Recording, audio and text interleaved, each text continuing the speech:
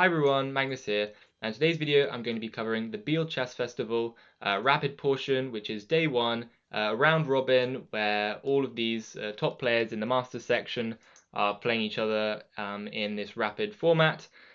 And I'm going to be covering two games from Haik Martirosyan, Grandmaster from Armenia. He's part of the X2700 club. He has been a very strong player in the past, even though I don't know that he's much of a household name.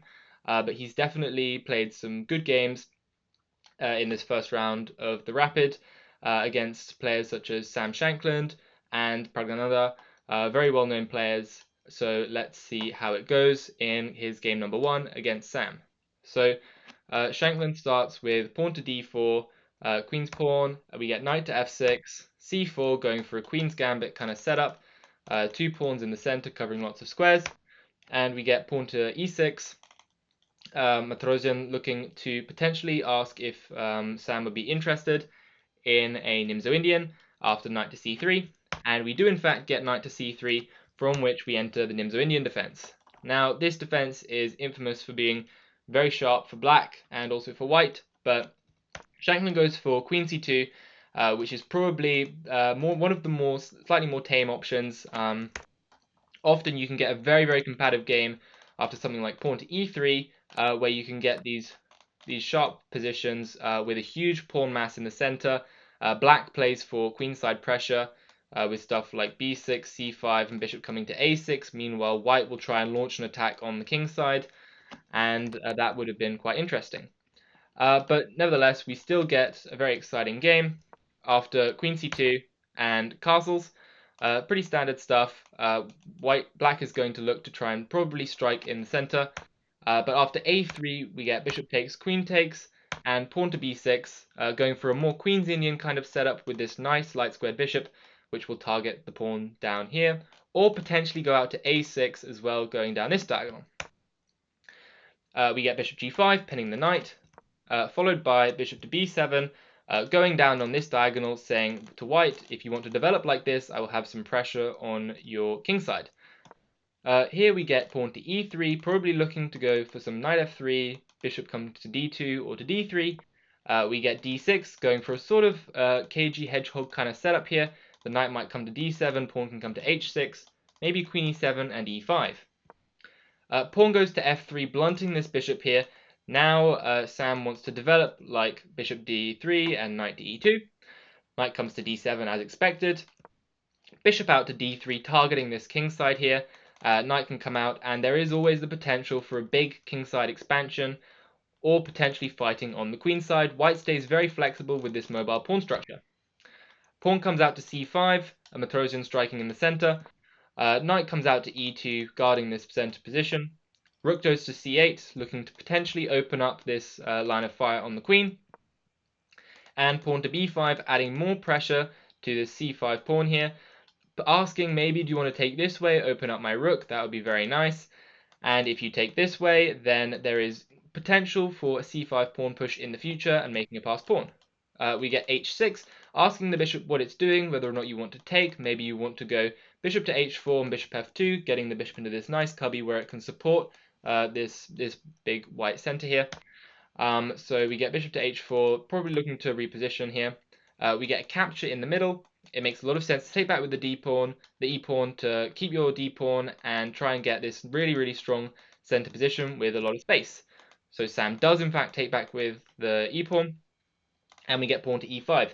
Martirosyan striking in the center yet again, looking to try and undermine this white position and possibly get a rook to the e-file very quickly. So we get castle short here, and rook to e8, activating the rook on this file, possibly saying that I would be interested in taking and opening up my rook position. Sam brings a rook to the d-file, once again lining up with the queen. As you can see, the two rooks are lining up with each queen. And we get pawn to b5, very energetic move from Martirosyan, trying to chip away at this pawn here, asking, would you like to play c5 and possibly fix the position? We do in fact get c5, but luckily there is a tactic here with an in-between move. You don't have to necessarily meet this pawn here. Instead, we get an undermining of the structure with e takes on d4, and after queen takes, we take on c5, and the structure has sort of fallen apart for white as taking back the c with the b pawn. Now we have a pawn weakness that can be targeted after a consolidation like pawn to a6, which does get played. Now the c pawn can be harassed with this knight and the queen. Queen goes back to b2.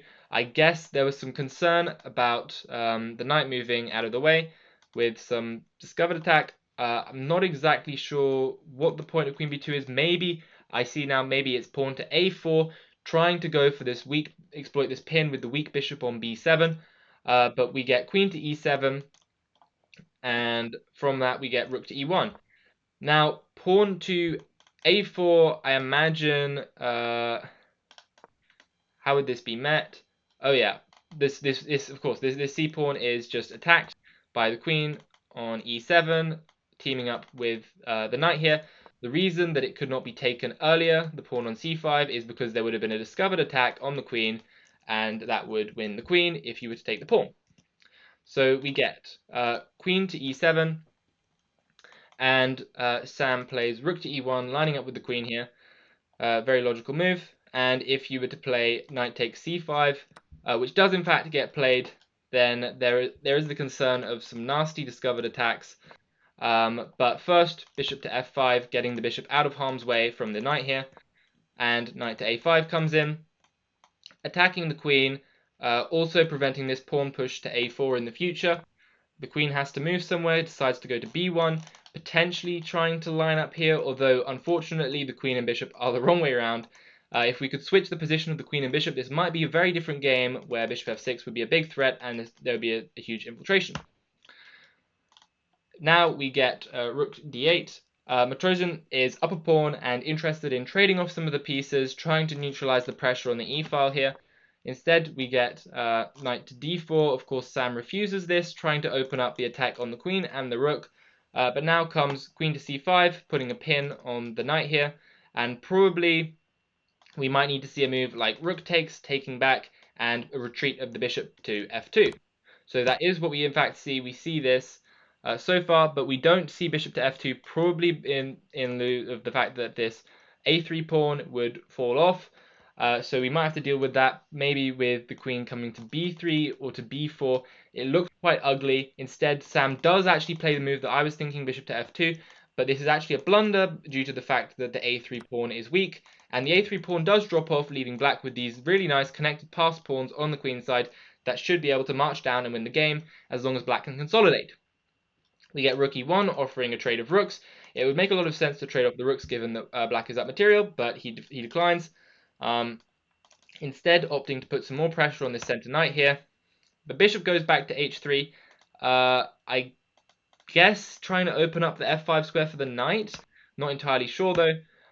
Queen comes to d1. This move comes after a long think from Sam. Probably doesn't like his position very much. White is definitely on the back foot here with these really nice pass pawns here for black. Black's won the material, is offering the queen trades, and it's definitely uncomfortable and is no good when the top engine move is to just trade the queens and probably lose an endgame. So, Shankland instead goes for queen to d1, which does self-pin and is a little bit ugly. And after the move, knight to c3, which is very nice, the queen is actually kicked off and is probably sent to d3. Doesn't want to go to c2 because that would lead to the same queen trade. So we do get queen to d3, and the pawns could simply start marching here. As they do, pawn to b4 comes. Martirosyan wants to make a queen, and after queen to c4 here, not really sure what Shankland is going for exactly. Maybe trying to get some vague threats with the knight and the queen jumping in on potentially some weak pawns. Maybe bishop e6 sacrifices could work at some point, but it all is a little bit speculative. Queen comes into c7. He really wants to try and keep up a little bit of pressure on the king, but it seems like a simple rook to e8 or rook f8 could get the job done. Rook comes to e8, offering a trade. There is a rook trade, and now black really doesn't have many worries here. Black is in fact the one attacking white with these back rank checks, and already the queen is attacked with tempo. So the queen has to move.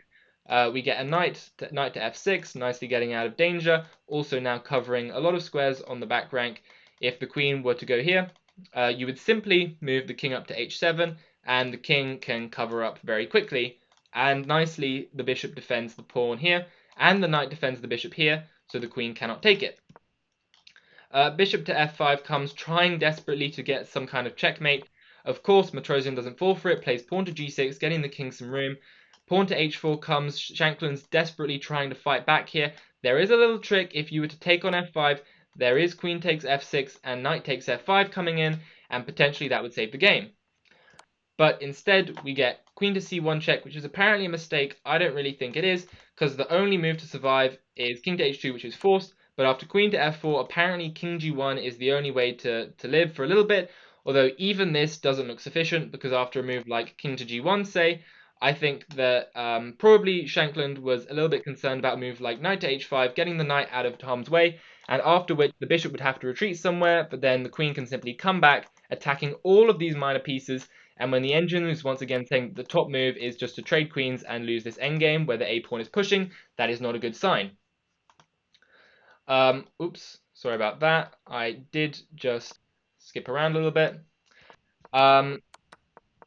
So what I was saying was that Shankland declines this king to g1 idea in view of the fact that the knight is simply going to move and then the bishop is hanging and you have to move the bishop. So he instead goes pawn to g3, and now there is only one winning move, but Martirosyan finds it, of course, which is queen to d2, putting pressure on this bishop here, allowing the knight to die, but going straight in for the throat, as he does.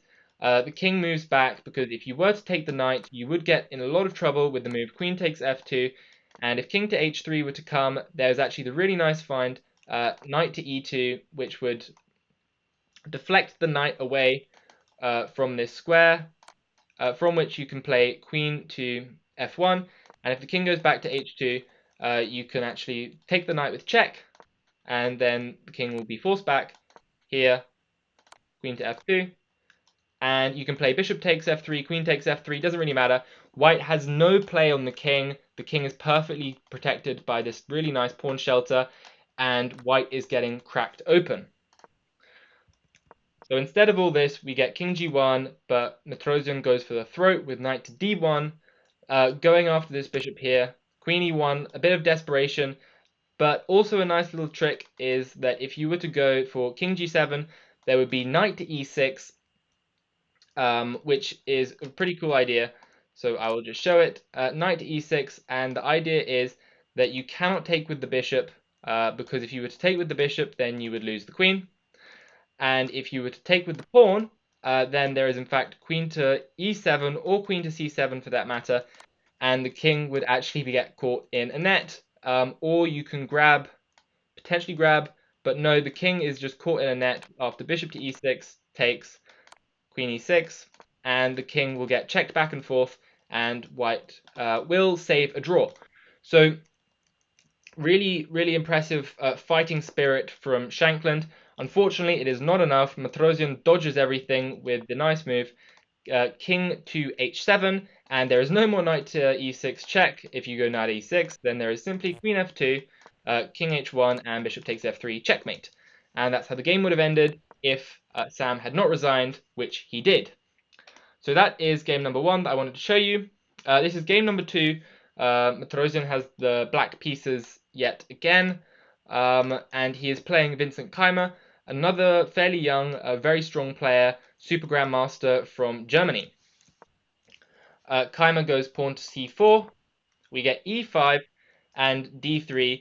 Looks like Keimer's going for a kind of reverse Sicilian here with the white pieces. Knight to f6 comes in, and we get knight to f3, putting pressure on the e5 pawn here. Knight to c6, very likely, knight to c6 comes, and we get pawn to a3. Now, this looks like a reverse Najdorf for the white pieces. If you were to have this position with black, then this would be known as the Najdorf, if you were to be playing this setup with black.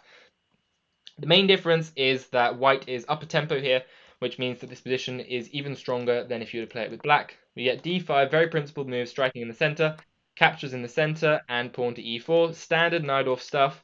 The knight can go back to f6, you will play like bishop e2, the bishop will go to here, the knight goes here, and you try and play for b4, b5 after castling, and you get this queenside pressure with the rook coming to the c-file. So that's exactly what we get. Knight decides to go to b6, also very standard, makes a lot of sense. Bishop e2, castles, castles, and bishop to e3, going for the standard setup. We get bishop to f6 from Martirosyan, overprotecting this pawn, potentially looking to put a knight in the center with a big clamp. Rook comes to the e-file. Once again, maybe if this e-file were to open up, the rook could be nicely placed there. We get knight d2, fairly standard stuff, looking to eye for this c-file. We get a5, attacking the b-pawn, followed by b5, pressuring the knight. The knight should probably go to d4, which is what's been built up to this whole time, as it does. And we get pawn to a4, nice move, solidifying this b5 pawn. Decides not to go for what would be the standard knight takes, and bishop to f4. This is pretty normal stuff for the knight off. But instead we get, sorry about that, an alarm just went off. We see knight to d7 from Martirosyan, probably looking for b6 and knight to c5 here. Rook comes to the c file. We get a trade, capturing the bishop, getting the bishop pair. But the queen comes to e2. This is fairly normal. This bishop on e2 wasn't that good of a piece, and now the pawn can go to d5, and we can try and get a break in the center. We see b6 and d5 breaking in the center. Captures, knight c5. And here we get this really energetic move. Rook takes on c5, classic Najdorf style sacrifice, giving up the rook to break up the black pawns and get this beautiful knight on the c6 square, which will just dominate the black position as it does. Knight to c6 here, queen goes to d7, getting out of the way. Not really sure why queen d6 is considered better. Doesn't make much sense to me considering it runs directly into knight c4, which can then be followed up by f3, but I don't really know. Knight goes to b3, going for this c-pawn. Bishop comes out, and now this c-pawn can be collected as it turns into a d-pawn. So, it looks to me like at first glance that this could be another Vincent Keimer brilliancy. This position looks completely dominant with the pawn coming to f3. Rooks can come to the c-file, queen can come in here to c5 maybe, and it looks like white just has complete control of the game. Queen comes up to d6, we get f3 nicely solidifying the position, bishop to d7, and queen to c2. I would have liked queen c4 maybe a little bit more, but then again, I am not a Grandmaster playing in this game. H4 scene, lashing out, trying to go for possibly H5 scene, going for H4, H3 maybe. Also just making some room for the king in the future. Rook comes to the d-file, eyeing up the queen, potentially going for some discoveries. Queen goes to g6, lining up with the g-pawn, some vague bishop h3, h4, h3 ideas. Queen goes to f2. Not really sure what this move's about. Maybe Keimer wants to go to g3, trying to get a trade here. No, the idea is h4, so Keimer clearly respects this h5 move, trying to get an h4, doesn't like it, wants to put an end to it, and he does. But after knight to f5, a little bit strange here, the queen trade is offered, and the queen trade is forced, because if you don't trade queens, I'm simply going to take your bishop and win the game. So the queen trade is forced, and that doesn't make so much sense to me, considering that white is the one down material. But we do get queen takes f2, king takes f2, and the bishop does take on c6. So we get everything chopped down, and now it is this position where I actually don't know who I would prefer here. The knight does look really nice going to this d5 square in the future, and the rook going to the c-file, but at the same time, an exchange is an exchange, and black is materially better. We get pawn to g6, makes sense, getting this nice little connect 3 for the king. The knight, if the knight were to go to e3, I guess that this pawn would come under fire and you wouldn't be able to defend it. So knight to d4 makes sense to go and guard this pawn early, and the king can come to e3. But we do get knight to e3 from Keimer. I guess he was really liking this idea of putting the knight in the center. But the great move, rook to a6, now is going to be doubling up and winning this pawn. And after rook to c1, yeah, we get rook e6, and this pawn is simply lost. King comes to g7. Nice move here by Martirosyan. If you were to take this pawn here, you would actually lose the game due to this fork on e7. But of course, Grandmaster doesn't miss that. Instead, we get king g7, a little bit of preparation here, being very careful. And even though king g7 looks like it runs straight into a fork with knight e7, you would in fact have rook takes on c6. which after this move, you'd actually force off the rooks, and then the rooks would no longer be under fire, and the knight would be under attack. So instead, we see rook to b1 from Keimer, rook takes c6, and very nice consolidation. I will move a little bit faster through this game. The a pawn becomes a hero and is going to be what decides the game for black. If black didn't have this a pawn, the game would probably not be a win. Pawn comes to e6. This is actually a nice attempt by Keimer. I would definitely be a little bit stressed playing the black pieces here. Looks like things are coming under pressure, but very cold-blooded move. Just takes the pawn. Nasty business here. Basically, Martirosyan is saying that you have nothing here. I don't care that your knight is coming in, and it looks like you might have some windmill tactics. That is not the case. Simply cold-blooded, just moves the pawn down the board. Absolutely brutal stuff. Knight goes back to f4 after seeing that knight to e7 would be fruitless, because the king could simply go to f8, and after a check, the king could go to e8, and there is no more attack. So knight goes back to f4 saying, I would like to take this pawn. Martirosyan doesn't care. Just push him, baby. Push him down the board. Knight can take on e6. Not a big deal. It's just one check. Martirosyan will get out of the way. Knight decides to take on h4, going for a desperate windmill attempt that could potentially work, but it's not quite there yet. The rook would need to be on d7.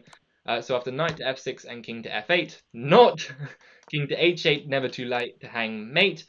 But king to f8 here, getting out of the way, and there is no real windmill here. If you go to h7, the king will step to the side. So we do get rook to c7, trying to set up the windmill in a last-ditch attempt, but we get a queen here, and really nicely, the queen stops the knight from checking and going back because it attacks the knight. Let's say that this would happen. There is no windmill here with the knight because the queen will simply take it.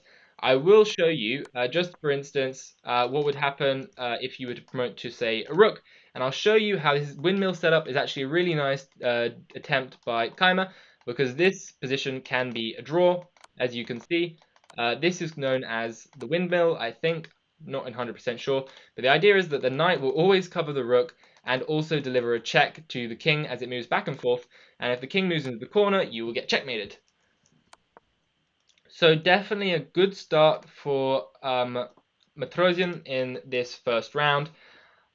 Taking a look at the standings here, we've got Martirosyan first place with 7 points. After these first 2 round wins, he made 3 nice draws and ends the rapid round robin in first place. Second place, we've got a tied 3-way with Pragnananda, Lukwang and Keimer. Pragnananda off with 3 solid draws, a win and a loss, leaving all of these guys on even scores. Keimer with a very up and down day, 2 wins, a draw, and 2 losses. Probably the most back and forth of the lot. Mishra, Abhimanyu, 4 solid draws and a loss in the last round against Keimer. And Shankland having a bit of a difficult event with 2 draws and a win. Although this is just the rapid, and these guys will be going toe-to-toe in classical chess over the next couple of days, as I have the schedule right here. So there are, how many classical rounds is that? There will be 8 rounds of classical and a day of blitz in the middle. I will probably be covering these games as well, well, at least a couple of them, depending on how well this video is received as well. So if you did enjoy this video and you want to see more like it, please consider liking and subscribing. And otherwise, I will see you all in the next video. Goodbye.